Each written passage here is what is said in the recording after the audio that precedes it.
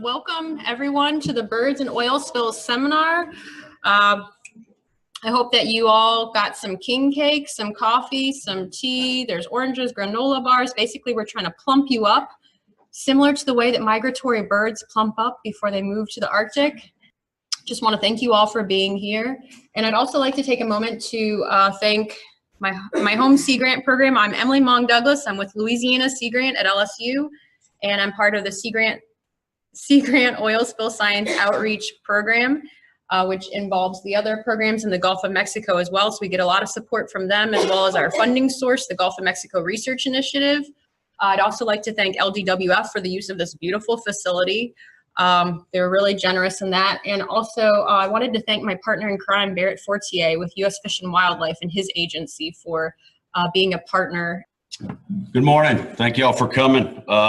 When Emily first approached me about this, I thought it was a good idea.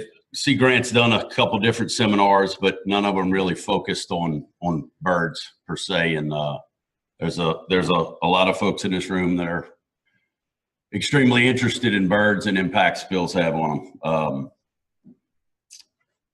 So understanding the impacts that large scale spills have on our coastal bird populations are extremely important. And especially to the coast of Louisiana, because we have some of the largest concentrations of colonial nesters, pelagic seabirds, and migratory birds in general coming through this area. Today, our speakers will cover several topics and different sessions on the different impacts we have on birds during a spill.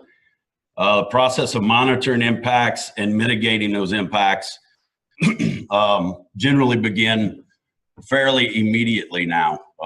You always hear people give talks about Deepwater Horizon, and sometimes they're hesitant to mention it because it's the hot topic. But in all honesty, we learned an awful lot from Deepwater Horizon.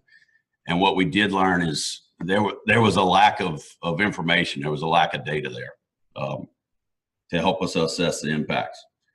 There's several players involved in these processes and as it relates to bird impacts. There are numerous stages in these processes, and our speakers will cover several of those stages. Just to name a few players involved, wildlife agencies. In the case of Louisiana, it's LDWF, the service, and then NOAA. As it pertains to birds, though, it's primarily Wildlife and Fisheries and Fish and Wildlife Service are the co-trustees. Our Office of Law Enforcement will get involved. We'll notify them, and if we have any birds impacted, they'll immediately get involved, get in touch with Wildlife and Fisheries, and start the investigation process. And then, of course, you've got wildlife rehabilitators. Rhonda's here. She'll speak later this afternoon. Universities, researchers, NGOs, and in most cases, the responsible party is heavily involved, especially in a larger scale spill. So during active spill response, I didn't see anybody on the agenda that was going to touch on this, so I wanted to briefly mention it. So when that spill initially occurs, if it's deemed to be larger scale, within the first couple of days, 3 days, we'll stand up a wildlife branch under the IC. And what that branch is usually consists of a multi-agency team. And then we'll have, with the aid of contracted wildlife rehabilitators, wildlife response professionals will be involved in that too. This branch generally gives recommendations and designs plans for hazing abatement. What we learned during the Deepwater Horizon is we needed baseline data, and we were lucky in the regard that the spill was so far offshore that it gave us time to gather some of that data. We do have don't mistake, we do have a bunch of data.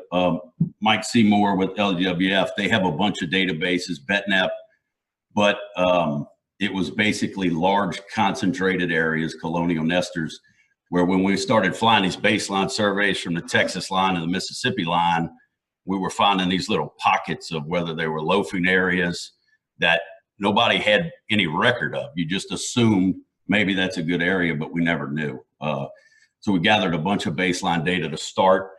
And then those operations out of the wildlife branch, you'll perform recon, recovery, and then after recovery comes rehabilitation. All that stuff will be orchestrated out of the wildlife branch.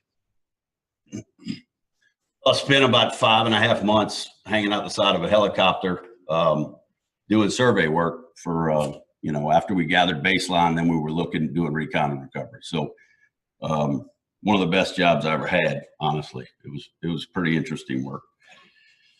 So the importance of having a good handle on our populations and habitats along the Gulf Coast is critical. We'll have several speakers today that'll address how we've approached that after some lessons learned. And we're starting to gather some really good data.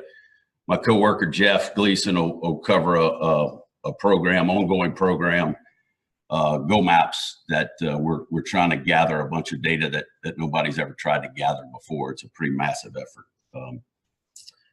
So post-spill processes, you know, you're looking at an analysis of the impacts to bird populations and habitat, and then that gives us our goals to what we're looking for as far as impacts that occurred. And then that leads us to the restoration end of it, which is to most of us the most rewarding aspect of it. So you take a bad thing that happened and turn it into a positive at the end of the day.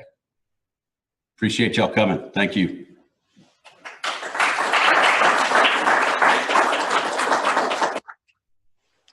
All right, so thank you, Barrett, for sharing about that.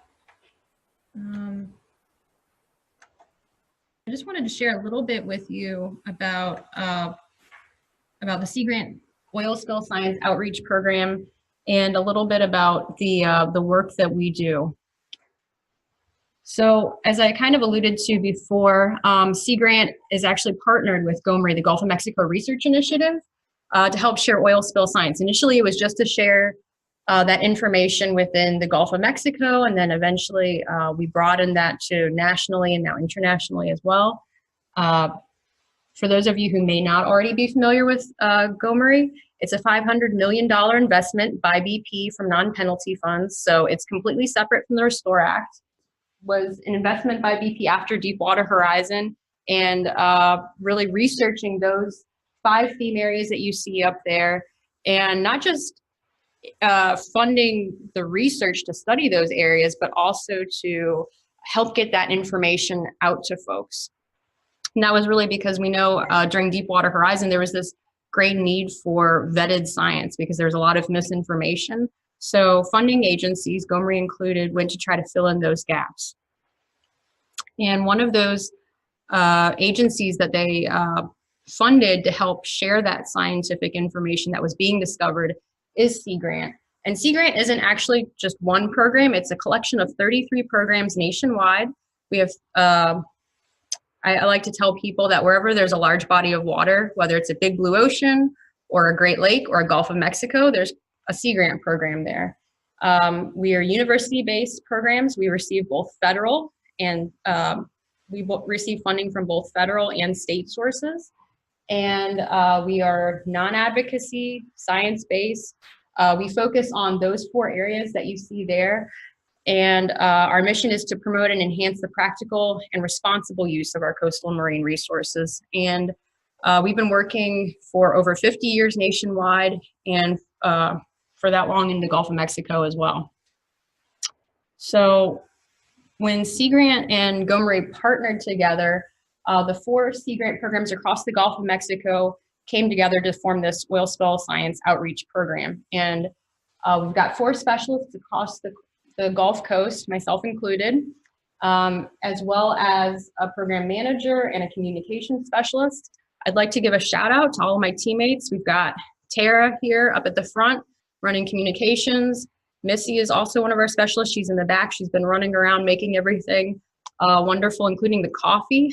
So I'm not a coffee drinker, so you should really be thanking her. We've got Chris Hale and Monica Wilson also on the line, helping with remote technical assistance on this. But more than coffee and IT support, we're actually trained in a lot of different areas of science, ranging from ecotoxicology and public health to wildlife and fisheries, as well as physical oceanography.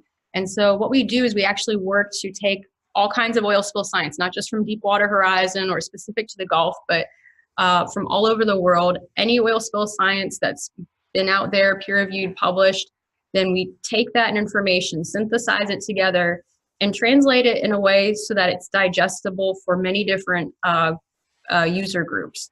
So what do I mean by that? Well, it really comes down to working with a lot of different target audiences that either need the information for technical on-the-job decision-making, so like our natural resource managers or emergency responders, or also folks who depend on a clean Gulf for their livelihoods, so like say our fishermen or our tourism professionals. So we work with them to try to understand what sorts of information would help them best and figure out the best ways to get that information to them. So that includes things like taking that peer-reviewed published information or government white papers and putting it into things like outreach seminars and publications. And we're coming up with new products like short videos, for example. And we really focus on those 4 areas that are up there: the oil properties and human impacts, dispersants and response, and wildlife impacts as well. We have a collection of 8 pages, which you can catch at that back there, that registration table, as you probably saw. You can also get them on our website, which is at the bottom of all of these slides. You can always download those for free, or you can contact one of us and we can get some hard copies sent out to you. We also have 1-pagers, fact sheets. 2 of them that I would like to point out specifically that I think could be interesting for this audience is we have boaters' guides on how to handle oil and fuel spills. They have information on what to do if you're in that sort of situation, who to call. The kicker with those is that they're printed on waterproof paper, so you can bring that on the boat with you. And I've tested the waterproofness of that paper. My toddler loves bath time, so they are definitely waterproof. So bring those out on the boat with you. Also, we have our Helping Oiled Animals Recover fact sheet as well, which is also on the back table. You can pick up a hard copy. That has information on what to do if you spot an oiled animal and who to call, depending on which state you're in. That one is only made for the Gulf of Mexico currently, but things like the Boater's Guide have actually been adapted for other regions of the country as well as Puerto Rico. So if you haven't already checked out our webpage, I hope that you do so. We have all of our seminars, just like this one.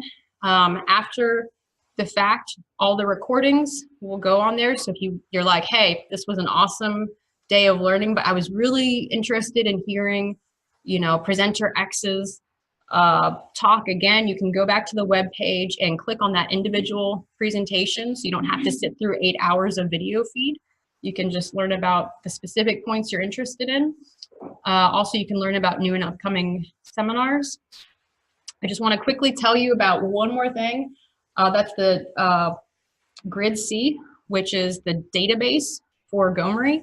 And basically anyone who has received funding from them is required to put their data into that database. So there's more than a couple thousand data sets in there, and you can actually search it. So that's all available online for free for your use in the work that you do. And it's, as you can see, there's all kinds of information about everything from birds to microbes to dispersants, physical transport of oil, studies that people are doing.